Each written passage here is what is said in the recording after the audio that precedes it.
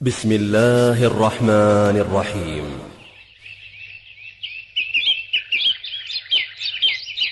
ومن أحسن قولا ممن دعا إلى الله وعمل صالحا وقال إنني من المسلمين. Le site islamhouse.com a l'honneur de vous présenter cette œuvre, l'islam ou la religion originelle. Vous avez le sentiment que votre vie n'a pas de sens, vous cherchez un but dans cette vie, vous recherchez la paix du cœur et de l'esprit, alors prenez le temps d'écouter ce message. L'existence de l'homme et de l'univers tout entier n'est pas une pure coïncidence ou le fruit du hasard. L'univers et tout ce qui s'y trouve témoignent de l'œuvre d'un Créateur tout-puissant. Il y a à l'origine de notre existence un Créateur. Il est du devoir de l'homme de connaître son Maître et Créateur, Dieu. Dieu s'est manifesté à l'humanité par sa révélation. L'être humain a reçu cette révélation par l'intermédiaire des prophètes qui ont été choisis pour transmettre le message de Dieu aux hommes et être des exemples vivants pour leur peuple. Ils ont été envoyés pour apprendre aux hommes qui est leur Créateur, quel est le but de leur existence, ce qu'il adviendra d'eux après leur mort. وما خلقت الجن والإنس إلا ليعبدون. Je n'ai créé les djinns et les hommes que pour qu'ils m'adorent. Verset 56 du chapitre du Coran, ce qui éparpille. Ils ont tous été envoyés avec le même message. Dieu, le Créateur, est unique. Il est le seul en droit d'être adoré, et toute adoration vouée à autre que lui est nulle. Les messagers se sont seulement distingués par des lois différentes, mais ils ont tous prêché le même message, l'unicité divine ou le monothéisme pur. Cependant, les messages originaux ont été perdus ou altérés par les générations qui ont suivi la révélation. Celles-ci y ont ajouté des mythes, des superstitions, différentes idolâtries ou des idées philosophiques irrationnelles. Mais Dieu n'a pas abandonné l'homme à son propre sort. Il lui a envoyé des prophètes pour réinstaurer le message originel et ramener l'homme vers la voie de vérité. Le premier messager est Noé. Moïse, Abraham, Jésus se sont succédés au cours des siècles, chacun ayant été envoyé à son peuple. Enfin, le dernier des prophètes fut Mohammed, qui présenta le message divin dans sa forme définitive, l'islam, qui après lui est valable pour tous les temps et tous les peuples. Le mot islam comporte le sens de soumission et d'obéissance. En tant que religion, l'islam signifie la complète soumission et l'obéissance à Dieu. La seconde signification du mot islam est paix, ce qui signifie que l'on ne peut atteindre la véritable paix du cœur et de l'esprit, et d'une manière générale la paix sociale, que grâce à la soumission et l'obéissance à Dieu. Les 5 piliers de l'islam. Le terme adoration a une acceptation très large en islam. Il englobe tout ce que Dieu aime comme action et parole, apparente ou cachée, en accord avec ses enseignements. L'islam considère chaque action accomplie avec l'intention d'appliquer les commandements de Dieu et d'obtenir son agrément comme un acte d'adoration pour lequel l'homme sera récompensé. Les actes spécifiques d'adoration, appelés les 5 piliers de l'islam, représentent le cadre sur lequel repose la structure de l'islam. Il s'agit, Premièrement, l'attestation de foi en Dieu l'unique. Le monothéisme est le fondement de l'islam. On adhère à l'islam en déclarant sa foi en Dieu l'unique. J'atteste qu'il n'y a pas de divinité digne d'adoration sauf Dieu, et que Mohammed est son messager. La formule en arabe se prononce أشهد أن لا إله إلا الله وأن محمدا رسول الله. C'est l'acceptation ou la réfutation de cette croyance qui distingue le musulman du non-musulman. Deuxièmement, la prière. La prière quotidienne, 5 fois par jour, est prescrite comme un devoir envers Dieu. Elle est accomplie au moment suivant, à l'aube, à midi, dans l'après-midi, au coucher du soleil et à la nuit tombée. Le musulman peut prier partout, en dehors des lieux inappropriés. La prière est un modèle d'égalité entre le riche et le pauvre, le gouverneur et le gouverné, sans aucune distinction de race ni de couleur. Les musulmans se tiennent debout, unis dans un même rang, épaule contre épaule, en se prosternant tous ensemble devant Dieu dans une seule direction. La prière renforce la foi en Dieu et élève l'homme à un haut niveau de moralité. De même, elle l'aide à purifier son cœur et l'éloigne des mauvaises tentations. Troisièmement, jeûner le mois de Ramadan. Le jeûne est observé par les musulmans chaque année pendant le mois de Ramadan, qui est le 9e mois du calendrier lunaire. Jeûner signifie s'abstenir de boire, de manger, d'avoir des relations sexuelles, du lever au coucher du soleil. Le jeûne enseigne la sincérité et engendre la dévotion. Il développe chez les jeûneurs la maîtrise de soi, la volonté et la conscience sociale. En effet, le jeûne permet de connaître ce qu'éprouvent les membres de la société qui sont dans la nécessité. Quatrièmement, l'aumône légale, az-zakat. Chaque musulman, dont l'épargne annuelle atteint une somme déterminée, doit verser un montant annuel équivalent à 2,5% de cette épargne au bénéfice des pauvres et des nécessiteux. La zakat purifie la richesse accumulée.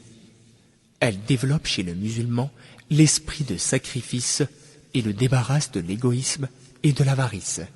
De plus, la zakat diminue le ressentiment et la jalousie des pauvres à l'égard des riches dans la société. Cinquièmement, le pèlerinage au lieu saint. Le hajj est une action d'adoration qu'il faut effectuer une fois dans sa vie pour qui en a la capacité physique et financière. Durant cette période, près de 3 millions de musulmans du monde entier se rendent à la Mecque, répondant à l'appel de Dieu. Tous les pèlerins vêtus de la même manière effectuent ensemble les rites. Ceci renforce le principe d'égalité entre tous les musulmans, indépendamment de leur race, de leur origine ou de leur culture. Les 6 piliers de la foi. La foi du musulman repose sur les 6 fondements suivants. Premièrement, il croit que Dieu est le seul qui mérite l'adoration. Il est le seul digne d'adoration, le Tout-Puissant, l'Éternel, le Clément, le Miséricordieux, le Créateur et celui qui pourvoit la subsistance à tous.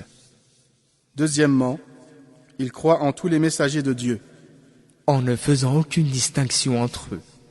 L'islam enseigne qu'accepter de croire en certains prophètes et en renier d'autres équivaut en fait à les renier tous. آمن الرسول بما أنزل إليه من ربه والمؤمنون كل آمن بالله وملائكته وكتبه ورسله.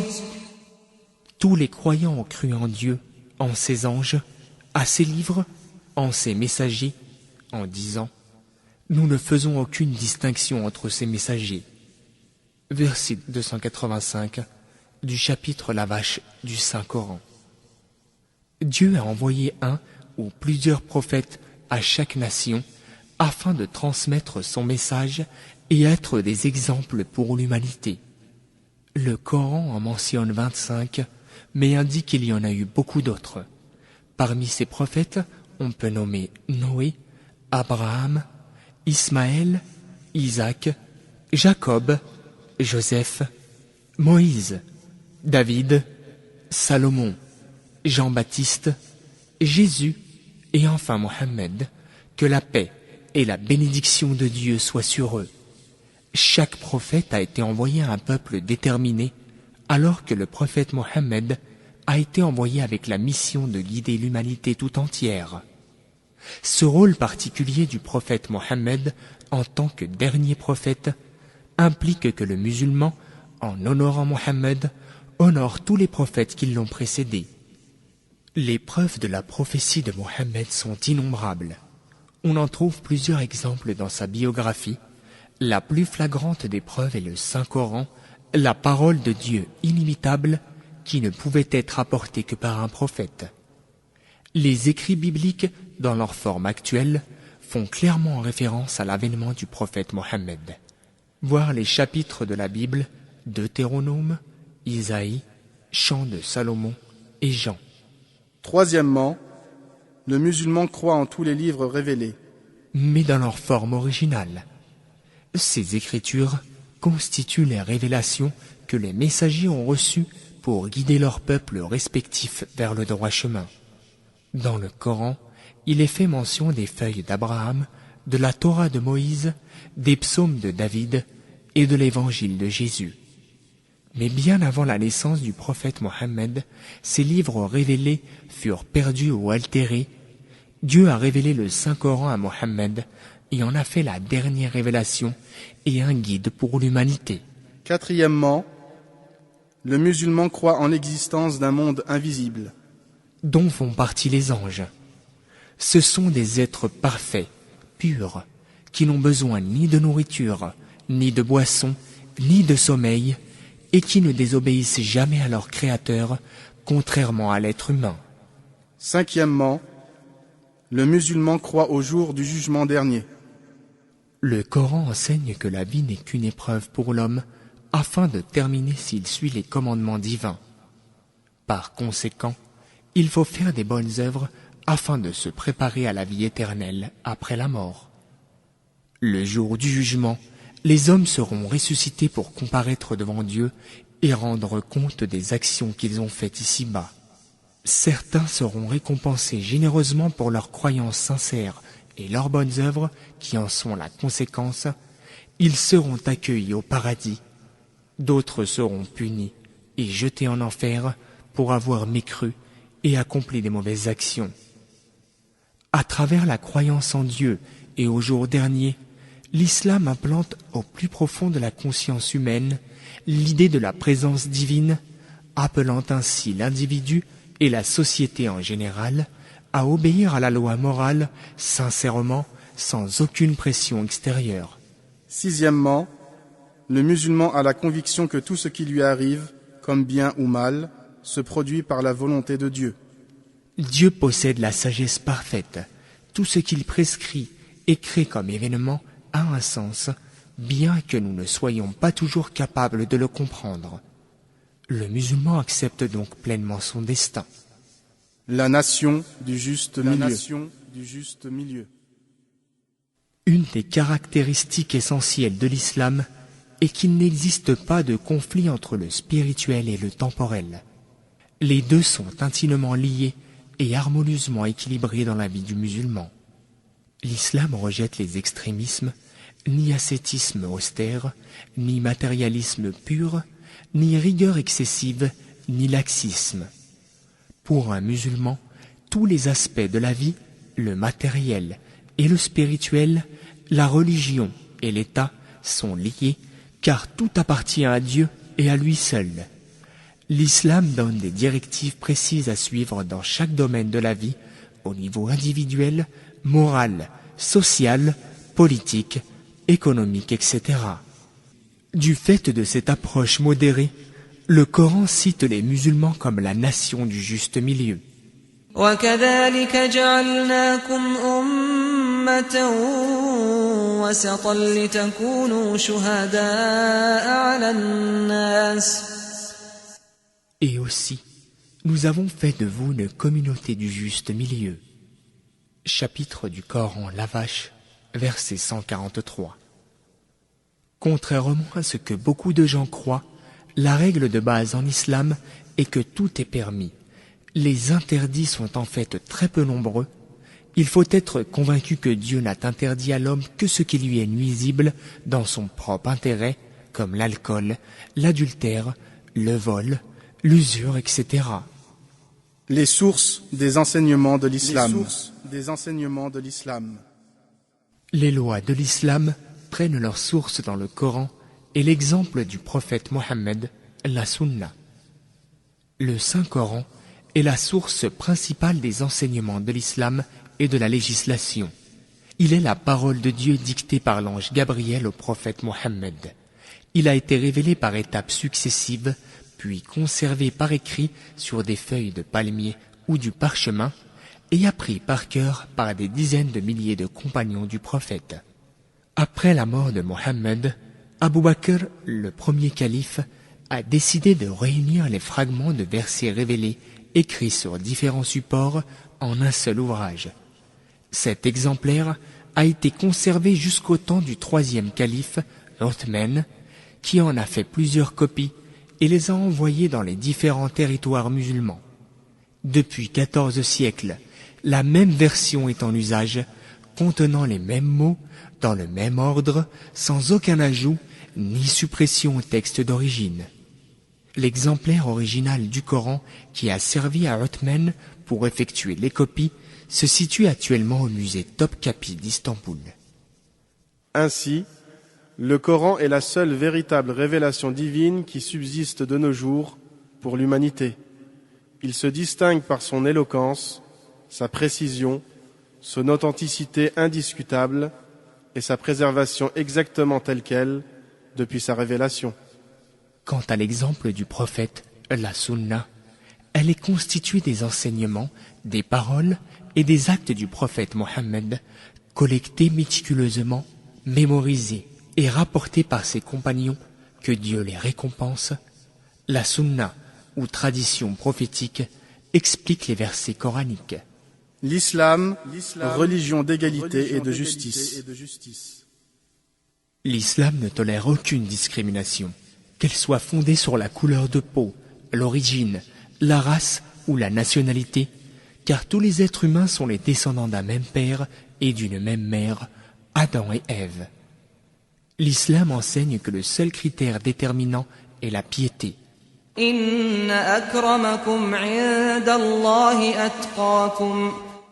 Le plus noble d'entre vous auprès de Dieu est le plus pieux. 13e verset du chapitre du Coran, les appartements. Quant à la femme, sauf cas particulier, ses droits et ses devoirs envers Dieu sont les mêmes que l'homme. إن المسلمين والمسلمات والمؤمنين والمؤمنات والقانتين والقانتات والصادقين والصادقات والصابرين والصابرات والخاشعين والخاشعات والمتصدقين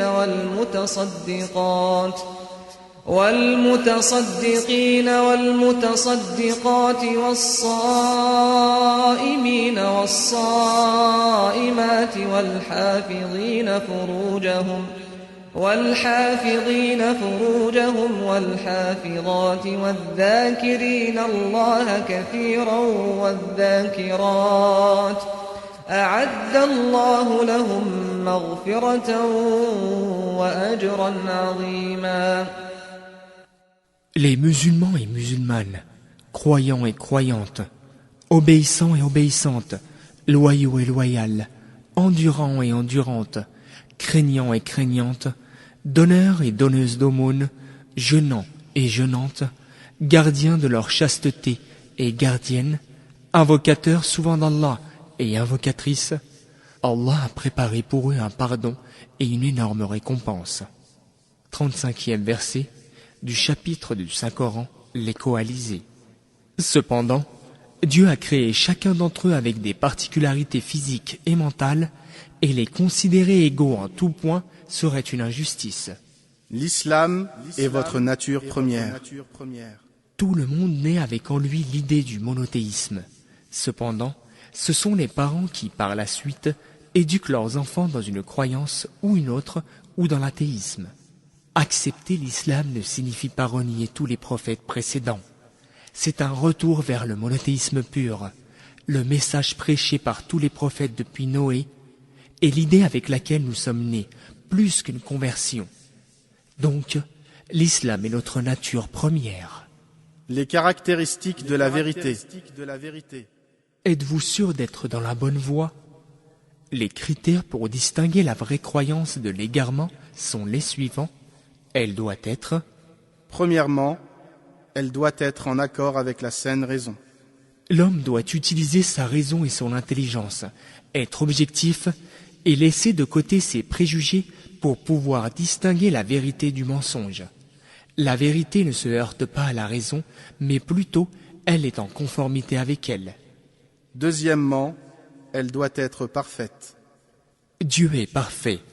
Sa révélation est parfaite et exempte de toute contradiction et de toute erreur. Troisièmement, elle doit être dénuée de mythes et de superstitions.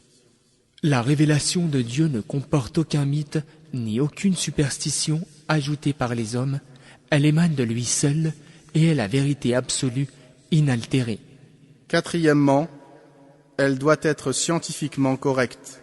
Confrontée aux découvertes scientifiques modernes, la révélation divine ne comporte aucune contradiction.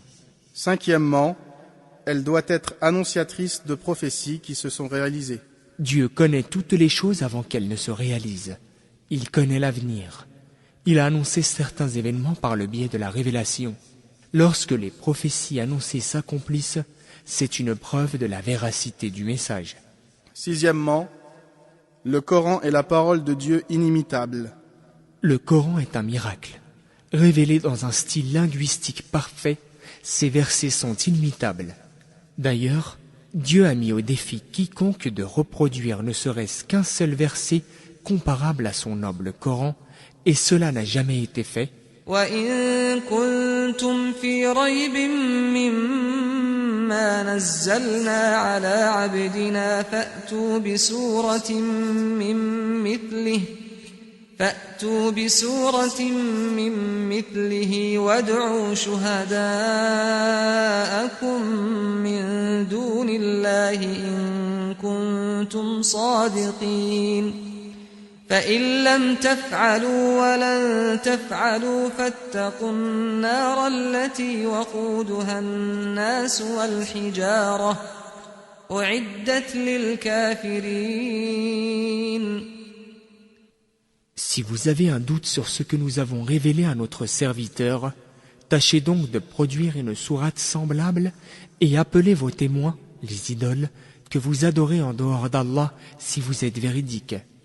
Si vous n'y parvenez pas, et à coup sûr, vous n'y parviendrez jamais, parez-vous donc contre le feu qu'alimenteront les hommes et les pierres, lequel est réservé aux infidèles. 23e et 24e versets du chapitre La Vache du Saint-Coran. Conclusion. L'islam n'est pas une religion nouvelle. C'est par essence le même message que Dieu a révélé à tous ses prophètes, exprimé dans sa forme complète et définitive. C'est la continuation et l'accomplissement des messages des prophètes antérieurs. Ils proviennent tous de la même source, Dieu. Le Saint-Coran mentionne اليوم أكملت لكم دينكم وأتممت عليكم نعمتي ورضيت لكم الإسلام دينا. Aujourd'hui, j'ai parachevé votre religion. J'ai parfait sur vous mon bienfait, et j'agrée pour vous l'islam comme religion. 3e verset du chapitre La table servie du Saint-Coran. L'islam est le message divin dans sa forme définitive. Il abroge les révélations précédentes et les scelle. C'est une obligation pour toute personne à qui il est clairement exposé de l'accepter et de le suivre. ومن يبتغ غير الإسلام دينا فلن يقبل منه وهو في الآخرة من الخاسرين. Quiconque désire une religion autre que l'islam ne sera point agréé et sera dans l'au-delà parmi les perdants. Verset 85 du chapitre La famille d'Imran du Saint-Coran. À présent, Le chemin emprunté vous a clairement été exposé, mais vous êtes libre d'accepter ou de refuser le message. La décision est entre vos mains. Puisse la lumière de la vérité éclairer votre cœur et votre esprit. Puisse-t-elle vous guider vers la paix et la croyance correcte dans la vie d'ici-bas et être pour vous une miséricorde éternelle dans l'au-delà.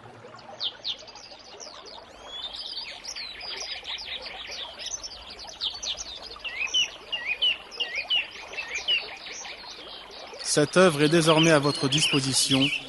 Après l'avoir mise en pratique, propagez-la, conformément à la parole prophétique. Ballighu anni walau aya. Transmettez de ma part, ne serait-ce qu'un verset. Votre site islamhouse.com, l'islam à la portée de tous.